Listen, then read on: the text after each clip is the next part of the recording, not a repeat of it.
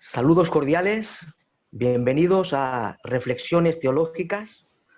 Hoy tenemos el tremendo privilegio de tener con nosotros, yo diría, a un maestro de maestros, gran teólogo, prolífico escritor, pero sobre todo un siervo de Jesucristo. Nos referimos al doctor Evis Luis Carballosa.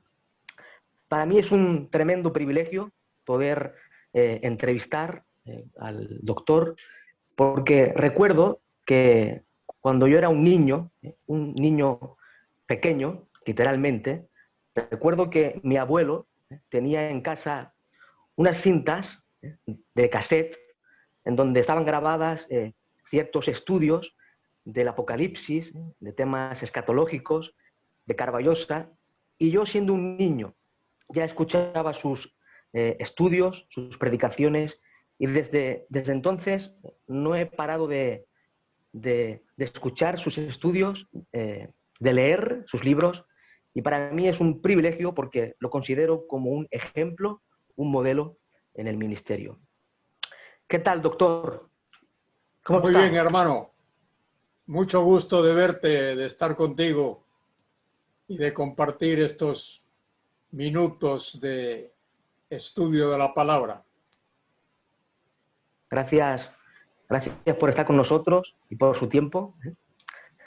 Y como he dicho, el tema tiene que ver con el libro del Apocalipsis. En su comentario al Apocalipsis, el doctor Carballosa dice lo siguiente: el Apocalipsis es el último y consumador libro de las Sagradas Escrituras. Es al Nuevo Testamento lo que el libro de Daniel es al Antiguo Testamento. Su mensaje y contenido son cruciales para entender cómo Dios ha de establecer su soberanía en medio de los hombres. Así es. Nuestro querido pastor Carballosa escribió hace tiempo un comentario, aquí lo tengo, un comentario al libro del Apocalipsis, y para mí está siendo de mucha bendición, ya que estoy dando en la iglesia una serie de reflexiones breves sobre el Apocalipsis, y estoy consultándolo una y otra vez para comprender de una forma más profunda el contenido. Y esto es una joya que todo pastor, todo estudioso, debería tener en su biblioteca personal. Con respecto a la interpretación del libro del Apocalipsis, existen diferentes posturas, diferentes escuelas de interpretación. Por ejemplo, hay una escuela que se llama la escuela preterista. La escuela preterista sostiene que todo lo que narra Apocalipsis ya se cumplió, tuvo lugar en los primeros siglos de la Iglesia, en su historia. Otra de las escuelas es la escuela histórica o historicista, que sostiene que Apocalipsis presenta un panorama de la historia de la Iglesia desde el siglo I prácticamente hasta la segunda venida de Cristo. Existe la escuela llamada idealista, que ve un conflicto eterno entre el bien y el mal, pero no ve nada histórico en cuanto a evento histórico real. La escuela crítica del mundo liberal, que niega la inspiración de la Escritura, niega todo lo milagroso y sobrenatural de la Biblia, y por tanto es un ataque a la Escritura.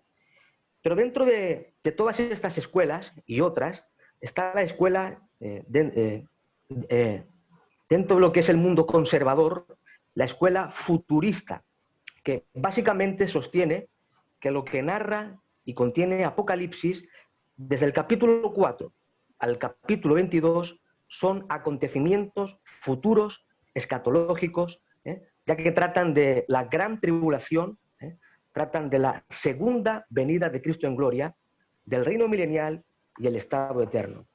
Y la primera pregunta que le lanzo al doctor Carballosa es: ¿qué fundamento, qué base tiene la postura futurista para interpretar el Apocalipsis? La base de la postura futurista es que Dios tiene un plan para culminar todo lo que Él está haciendo y va a hacer en el mundo. Dicho con otras palabras, el libro del Apocalipsis es cómo Dios va a implantar su reino eterno en este mundo. Primero su reino mesiánico y luego el reino eterno en el mundo. Entonces el libro del Apocalipsis nos dice todo lo que Dios está haciendo y va a hacer para establecer ese reino en el cual Él va a gobernar sobre cielos y tierra sin ningún impedimento. Tremendo. Esa es la realidad, esa es la verdad que encontramos en la Sagrada Escritura. Y otra pregunta importante es, ¿cuál sería el tema central, el tema nuclear del Apocalipsis? El tema central del Apocalipsis es que viene el día cuando Dios va a poner todas las cosas en su sitio. Satanás va a estar en su sitio, que es el lago de fuego que arde con azufre. Todos los seguidores de Satanás, que incluye ángeles malvados y malignos, seres humanos que siguen a Satanás, todos ellos van a estar en el lago de fuego que arde con azufre. Y luego nos presenta el otro lado. Va a haber un paraíso eterno, un lugar de gloria, de paz y de justicia, en el cual Dios va a reinar totalmente, y ahí van a estar los ángeles buenos, los arcángeles buenos y todos los redimidos del Señor. Van a reinar con Él en ese paraíso de gloria eterna. Dios será gobernador absoluto, soberano absoluto del universo. Esto choca con el hecho de que el hombre, el ser humano, hoy vive de espaldas a Dios. Uno escucha a los políticos, escucha al presidente nuestro de aquí de España. ¿Cuándo menciona a Dios en su discurso? ¿Cuándo menciona a Dios en sus planes? Nunca. Escucha a los gobernadores, a los alcaldes, a los hombres que están en autoridad. ¿Cuándo hablan de Dios y apelan a Dios? Nunca. En estos días hemos tenido incendios terribles en España.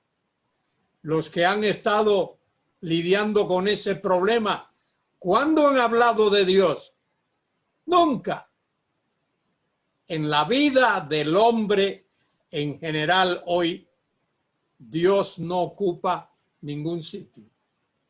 Hay solo un remanente, hay solo un puñado de personas que alzan sus ojos al cielo y buscan la dirección y la presencia de Dios para sus vidas. Pero de ahí en adelante, nadie más, ni políticos, ni hombres de negocios, ni científicos, ni los grandes escritores. Los grandes escritores de hoy escriben de cualquier cosa, pero Dios no pinta nada en lo que ellos escriben. Qué tremendas palabras, ¿eh? Creo que En el día de hoy hace falta escuchar estas palabras sabias, que tienen su origen en la palabra de Dios. Otra pregunta interesante sobre el Apocalipsis. Sabemos de que el Apocalipsis contiene una rica teología en todas las doctrinas fundamentales. Y con respecto a la cristología, que es profunda, el Apocalipsis, ¿cómo presenta al Señor Jesucristo? ¿Cómo se presenta a Cristo en el Apocalipsis? Como Rey de Reyes y Señor de Señores. Él vino la primera vez a este mundo. Se humilló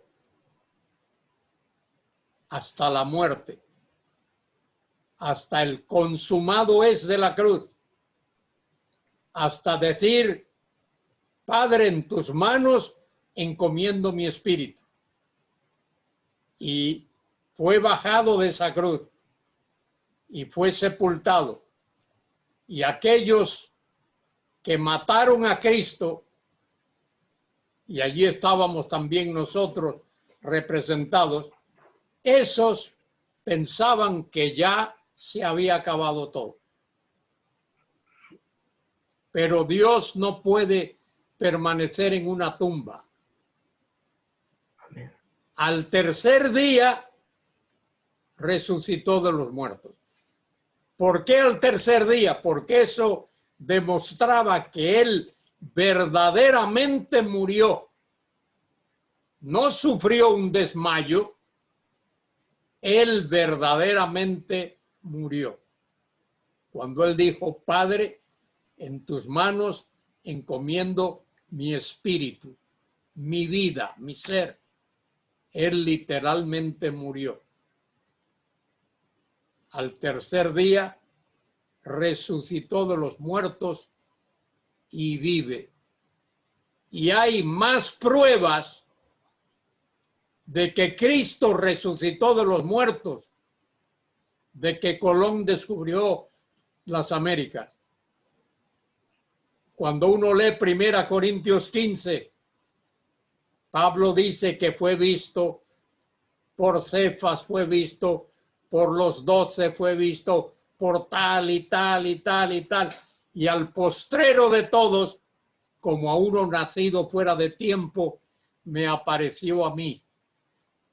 Pablo lo vio literalmente cuando iba camino a Damasco y se le presentó y le dijo: Saulo, Saulo, ¿por qué me persigues? ¿Quién eres? Yo soy Jesús, a quien tú persigues. Y la vida de Pablo y la vida de los demás apóstoles, de Pedro y de los otros apóstoles, es una demostración de que Cristo vive. Él vive. Y porque Él vive, todo aquel que pone su fe y su confianza en Él puede tener vida eterna. Y porque Él vive, ha de venir otra vez a este mundo. Y cuando Él venga, Él va a reinar con poder, con gloria y con majestad. Hoy las cosas en este mundo están fuera de orden, fuera de sitio, fuera de lugar. Cuando Él venga, Él va a poner cada cosa en su sitio. Va a poner cada cosa en su lugar. Y la tierra va a vivir primero 1000 años de su reinado físico, social y podríamos decir hasta político. Él va a reinar en esta tierra por 1000 años y va a enseñarle a los hombres cómo se puede y se debe gobernar. Porque Él va a reinar en paz. Hoy no hay paz en el mundo. Él va a reinar en justicia. Hoy no hay justicia en el mundo. Él va a reinar en santidad. Hoy no hay santidad en este mundo. Él va a reinar en gloria. y va a demostrar eso por un periodo histórico de 1000 años. Y cuando esos 1000 años se cumplan, Él va a crear nuevas todas las cosas.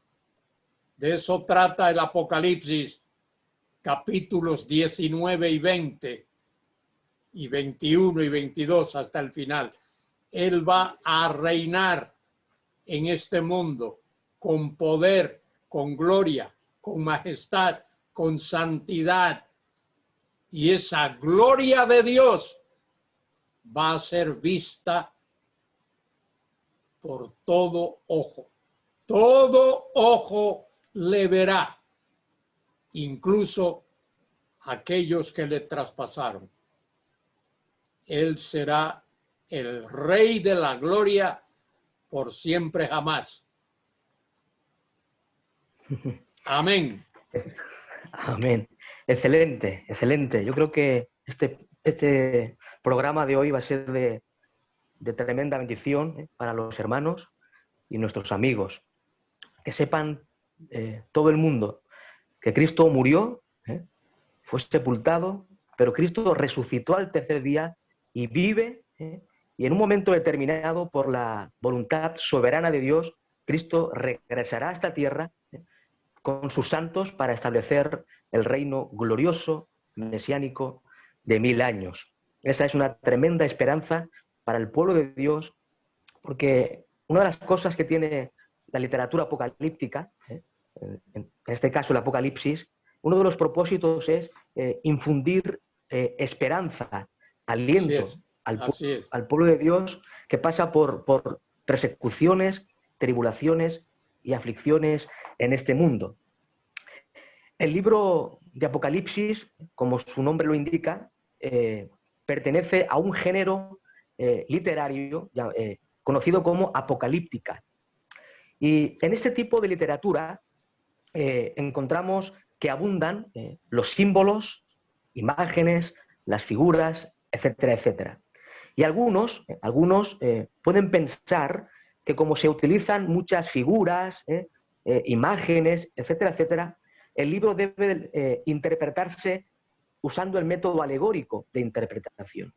Pero sabemos que el método correcto para interpretar las Sagradas Escrituras es el método gramático, histórico, literal.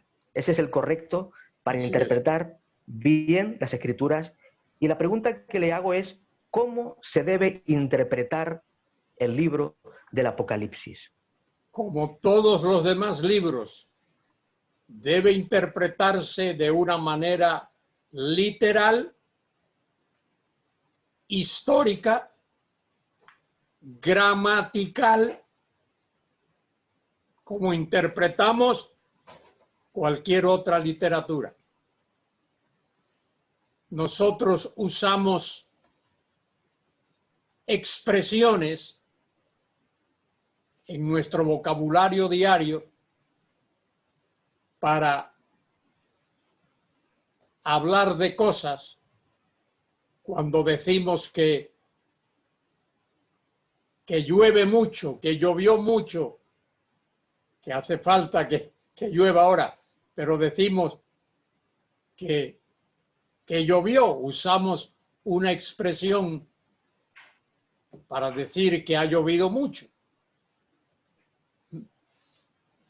Y usamos una figura de dicción, llovió, o cuando decimos que una persona está tan triste que era un mar de lágrimas. ¿Qué queremos decir cuando decimos que alguien, por razones de tristeza, se le murió un familiar, un ser querido, tuvo una pérdida grande? Decimos que era un mar de lágrimas. Queremos decir que lloraba mucho. Bueno, así usamos el lenguaje. El lenguaje es algo que nosotros podemos controlar. Podemos decir y expresar para que otros nos entiendan lo que queremos decir. Y lo hacemos todos los días.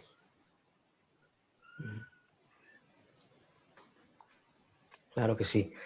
Así es. Aunque se usen símbolos, figuras de dicción, aún así hay que interpretar literalmente, Exacto. porque La tiene una interpretación.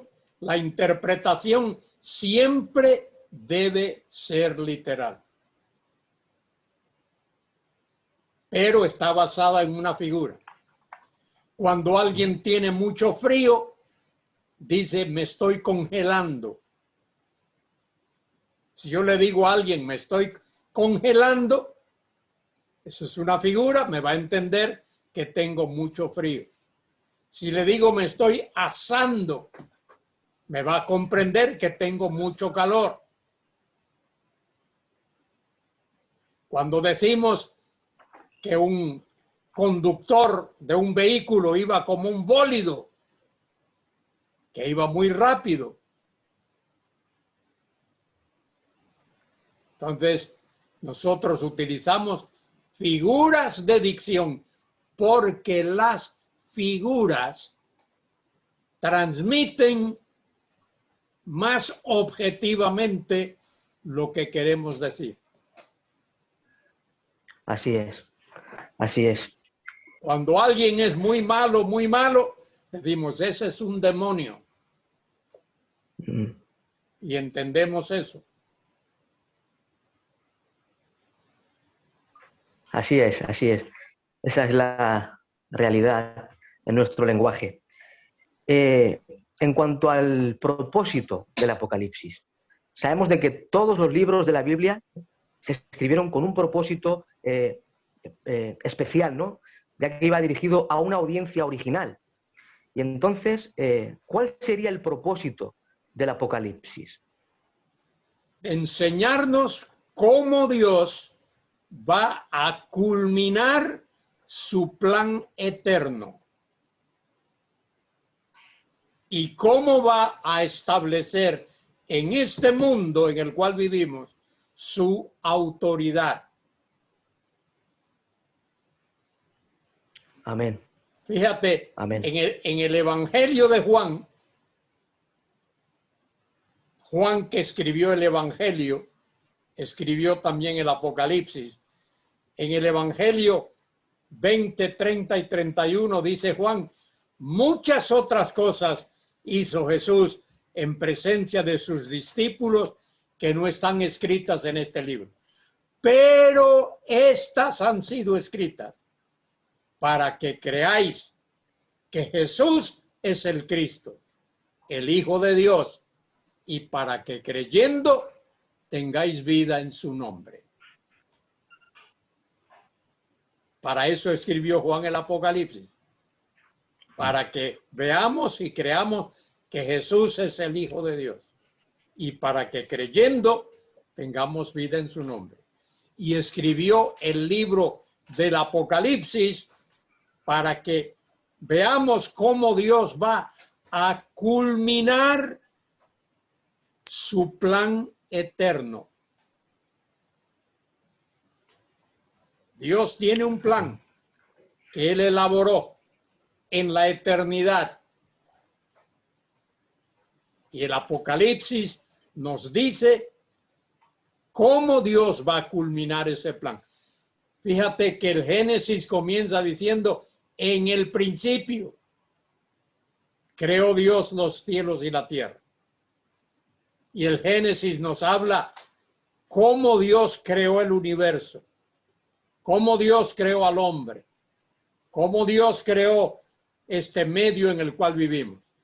Y los demás libros, imagínate un libro, el autor escribe un prólogo. El prólogo es acerca de qué va a escribir y cómo lo va a hacer. Y luego procede y lo hace, capítulo 1, 2, 10, 15, 20, y llega al final a la conclusión. El Apocalipsis es la conclusión de lo que Dios ha hecho. Una vez le preguntaron a un predicador, era muy buen predicador, y un grupo de estudiantes le preguntaron, ¿cómo lo hace para hacer tan buen predicador? Y le dijo 3 cosas. Primero, le digo lo que les voy a decir. Segundo, se lo digo. Y tercero, le digo lo que les he dicho. Así es la Biblia. En el Génesis, Dios nos dice qué nos va a decir. Y desde Génesis hasta Judas nos dice qué nos ha dicho. Nos dice lo que nos ha dicho. Cuando llegamos al Apocalipsis, el Apocalipsis resume todo lo que Dios nos ha dicho desde el principio. De paso, a los oyentes que tienes ahí,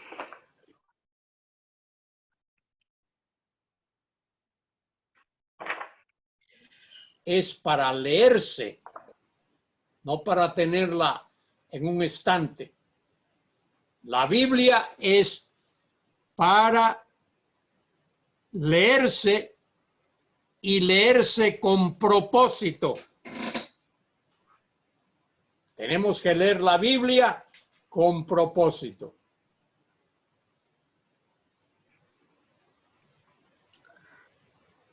Entender lo que la Biblia dice, lo que Dios quiere decirnos. Amén. Así es. Y más en nuestra época, ¿eh? Cuando la En Biblia... este tiempo en el que vivimos, muy importante, sí, señor. Sí, en nuestra época actual, pues yo siempre digo de que hay un gran analfabetismo bíblico, ¿eh? Tienes razón. En muchos lugares, por decirlo así, y necesitamos hombres, sobre todo jóvenes, ¿no? En el día de hoy, jóvenes que sean comprometidos con la Así palabra es. de Dios, que la lean, la estudien y sobre todo que la enseñen fielmente Amén al y amén. pueblo de Dios. Y en el día de hoy, pues son pocos, ¿eh? Yo puedo observar que son pocos los pastores, los maestros que enseñan el Apocalipsis, ¿eh? Creo que el que más ha predicado del Apocalipsis es usted a lo largo de su ministerio. No Y la verdad, me da alegría eso, ¿eh? sí, sí, sí. Me daría Pero es la alegría. realidad. Pero es Me la daría, realidad. así es, me daría alegría que muchos de mis hermanos pastores, predicadores, evangelistas, predicasen el libro del Apocalipsis, de principio a fin, no trocitos, sino todo el libro. Amén. Así es, así es. Y en relación con este tema que estamos hablando, ¿qué importancia tiene el libro del Apocalipsis para el pueblo de Dios en la actualidad? Bueno, la importancia es tremenda. Si los cristianos hoy, pastores y maestros, y los que están escuchándoles, entendiesen el libro del Apocalipsis, no serían confundidos como se confunde hoy por políticos, por escritores. El pueblo de Dios hoy es confundido porque no entienden qué está haciendo Dios en el mundo y cómo Dios va a culminar su plan glorioso que Él ha elaborado para este mundo.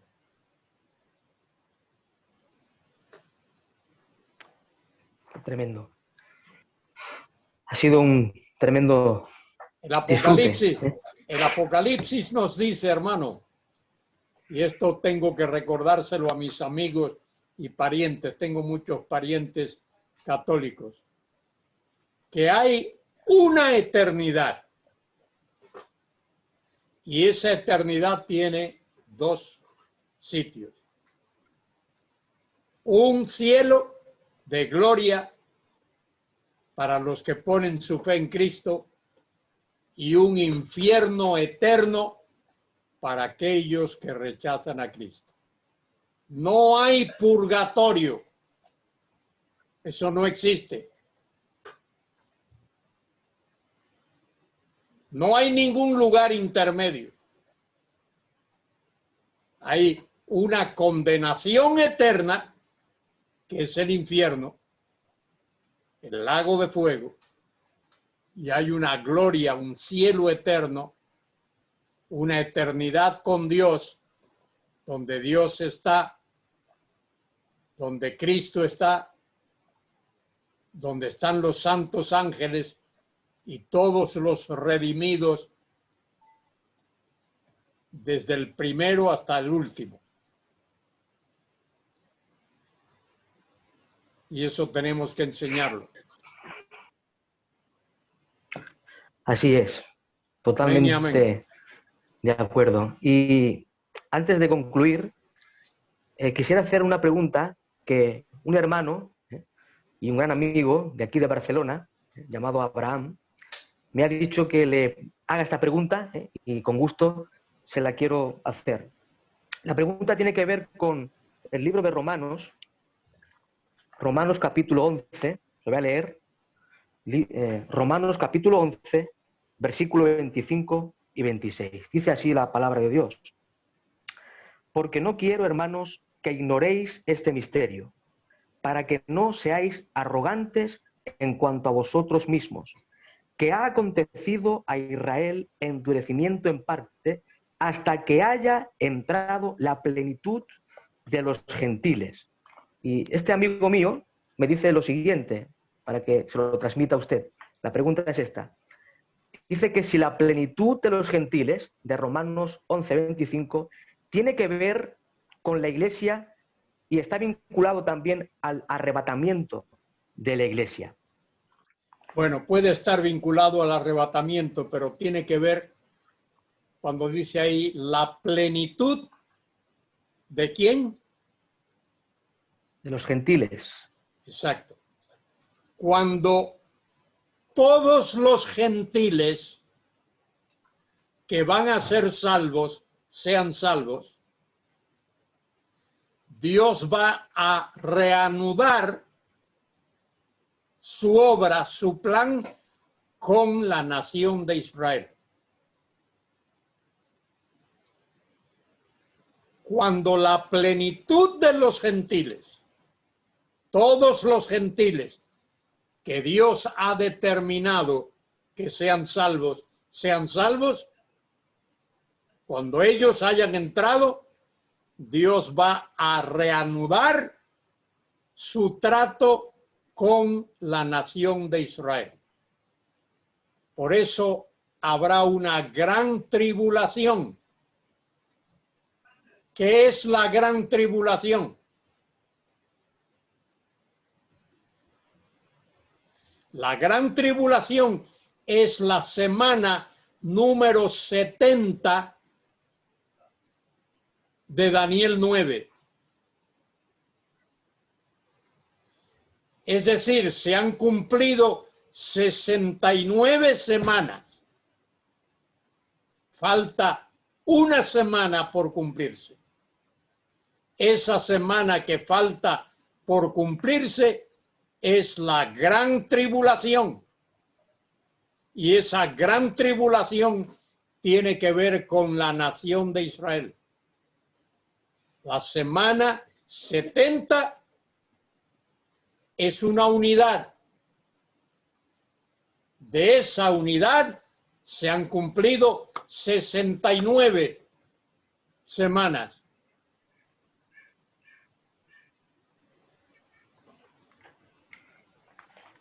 La pregunta tiene dos aspectos, ¿no? También me dice, el versículo 26 dice, y luego todo Israel será salvo, como está escrito, vendrá de Sión el libertador que apartará de Jacob la impiedad. Y pregunta a este hermano, con respecto al 11:26, entra la última semana de Daniel y dice, ¿son dos eventos distintos, los versículos 25 y 26, o van de la mano?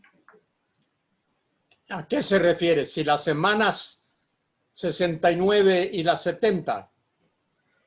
No, así la semana 70, la Sí, tribulación, si entra dentro del versículo 26, donde dice, y luego todo Israel será salvo como está escrito. exacto. Es en ese tiempo. Sí, todo el Israel que va a ser salvo será salvo en ese tiempo. No significa, ahí hay que separar todo judío de todo Israel. Cuando dice todo Israel, será el Israel que ha de ser salvo. No está hablando de todos los judíos que ha habido y que hay en el mundo. Todo Israel ahí se refiere a aquellos que van a ser salvos. Excelente la respuesta. Será de bendición para nuestro amigo Abraham. Muy bien, dile a Abraham que yo tengo un yerno que se llama Abraham también. Ajá. Y lo quiero mucho. Muy bien. Y otra pregunta así personal, estimado doctor, ¿vendrá pronto para Barcelona a dar alguna conferencia o Por prédica ahora o algo? por ahora no pienso ir a Barcelona, no porque no quiera. Me gustaría ir porque tengo grandes amigos allí. Allí tengo a alguien que considero mi mejor amigo entre los seres humanos de la tierra. Ha sido un tremendo, tremendo, tremendo amigo. Y sí que me gustaría ir, pero por ahora no puedo ir. No puedo viajar. Pero cuando pueda, seguro que iré. Y cuando vaya te voy a avisar para que me lleves a Por favor. a comer un gazpacho gallego. Eso está hecho. Eso está hecho. Muy bien, hermano. Hoy ha sido un placer estar contigo. Igualmente, un abrazo del Señor, y espero que pronto nos podamos encontrar en alguna ocasión. Muy bien, que Dios te bendiga. Un abrazo. Igual, hermano, un fuerte abrazo. Que Dios te guarde. Saludos a tu familia, a tu esposa, que Dios la bendiga mucho y que te cuide